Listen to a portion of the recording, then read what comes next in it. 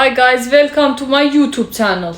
در این بخش میخوایم ببینیم که آیا پای من میرسه به گوش میرسه. یخ، در این بخش چند تا اصطلاح یاد بگیریم که سیاه پوستا به سیاه پوستا گفته میشه. یعنی چند تا اصطلاحی که سفید پوستا به سیاه پوستا میگن و خیلی کار بدیه، خیلی کار زشتیه و لطفاً از این اصطلاحات خیلی بد اصلا استفاده نکنید. Bedtime English wants to kiss, wants to hug, wants to support every black person. اولین حرف بدی که اینا به سیاه پوستا میزنن اولینش چیه؟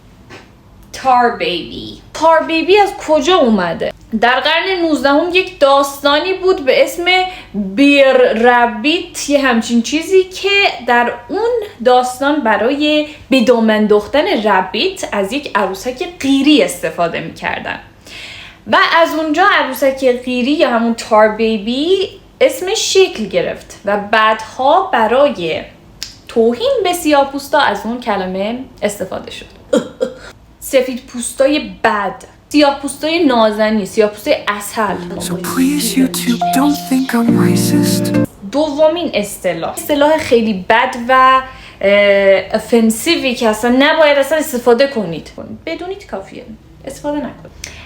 alligator bait هستش که حالا چرا alligator bait میگن به یک فرد سیاه‌پوست؟ چرا؟ چون که اول خیلی بیادبن، دوم این که آقا این جریان بردهداری و اینا همیشه توی جنوب امریکا اتفاق میافتاده و در اونجا هم تمساح‌های زیادی بوده، alligator تمساح یعنی، و برای به دام انداختن این تمساح‌ها میومدن از سیاه‌پوست استفاده میکردن، به خاطر همین اسم شده. برای اینکه توهین کنن به سیاه‌پوستا بهشون میگفتن alligator bait. خیلی کار زشتی هستش. سیاه‌پوستای نازنی، سیاه‌پوستای عسل. کلمه سوم که خیلی بده و خیلی افنسیو و حتما نباید استفاده کنید، یعنی بدونید کافیه، واقعا استفاده نکنید. کون هستی، نه کونه معمولی، الله ندیر، این که مثلا کون باسن، نه، COON یا همون راکون یا راسو. خب چرا میگفتن راسو به سیاه پوستا؟ پوستی بد، سفید پوستی احمق. چون که راکون همیشه توی آتش‌خالا زندگی میکنه دیگه، به خاطر همون به عنوان یک کلمه بد و افنسیو استفاده میشد بر علیه سیاه پوستا. سیاه پوستا به نظر من زیباترین انسان‌های کره زمین.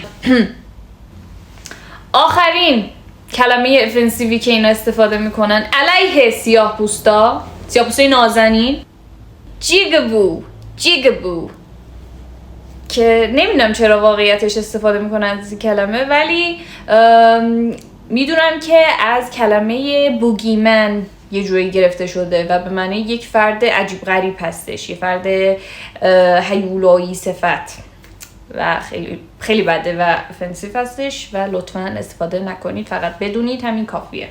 استفاده گید شوخی، ولی واقعا استفاده نکنید از این کلمه. امیدوارم که خوشتون اومده باشه از این ویدیو و اینکه it helps. Oh shit. I love black.